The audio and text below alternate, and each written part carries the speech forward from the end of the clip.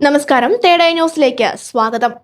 പ്രേതബാധയുള്ള സ്ഥലങ്ങളെക്കുറിച്ചുള്ള കഥകൾ എപ്പോഴും ആളുകളിൽ കൗതുകവും ഭയവും ഒരേപോലെ സൃഷ്ടിക്കാറുണ്ട്. അത്തരത്തിലുള്ള കഥകൾക്ക് പേരുകേട്ട ഒരു കടൽ തീരമാണ് ഗുജറാത്തിലെ ഡുമാസ് ബീച്ച്.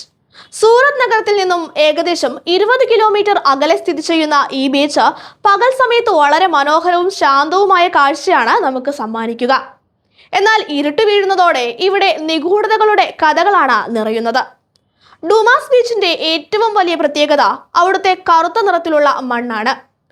തിരമാലകളുടെ ശബ്ദവും സന്ധ്യയ്ക്ക് ശേഷം നിറയുന്ന നിശബ്ദതയും ചേർന്ന് ഈ പ്രദേശത്തിന് ഒരു ഹൊറർ സിനിമയുടെ പശ്ചാത്തലം പോലുള്ള അനുഭവം നൽകുന്നു. ഒരു കാലത്ത് ഈ പ്രദേശം ശവസംസ്കാരത്തിനായി ഉപയോഗിച്ചിരുന്നുവെന്ന വിശ്വാസവും ഈ സ്ഥലത്തിന്റെ നിഗൂഢത വർദ്ധിപ്പിക്കുന്നുണ്ട്. രാത്രി സമയങ്ങളിൽ ഇവിടെ വിചിത്രമായ ശബ്ദങ്ങൾ കേൾക്കാറുണ്ടെന്നും ആരോ പിന്തുടരുന്നത് പോലെയോ നിരീക്ഷിക്കുന്നത് പോലെയോ തോന്നാറുണ്ടെന്നും ചില സന്ദർശകർ അവകാശപ്പെടുന്നു. ചിലപ്പോൾ ഈ പ്രദേശത്തെ തെരുവുനായ്ക്കൾ അപ്രതീക്ഷിതമായി കുരയ്ക്കുന്നതും ആളുകളുടെ ഭയം കൂട്ടാറുണ്ട്.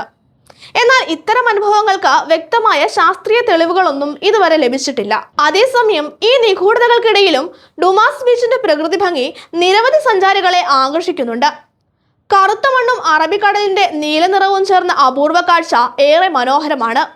ശാന്തമായ അന്തരീക്ഷം ആസ്വദിക്കുവാനും പ്രാദേശിക വിഭവങ്ങൾ രുചിക്കുവാനുമായി നിരവധി പേരാണ് ഇവിടേക്ക് എത്തിച്ചേരുന്നത്. കറുത്ത മണലിന് കാരണം പ്രകൃതിദത്ത ധാതുക്കൾ ആകാമെന്നും രാത്രിയിൽ കേൾക്കുന്ന ശബ്ദങ്ങൾ കടൽക്കാറ്റിന്റെയും തിരമാലകളുടെയും സ്വാഭാവിക പ്രതിഭാസങ്ങളാകാമെന്നും വിദഗ്ധർ അഭിപ്രായപ്പെടുന്നു.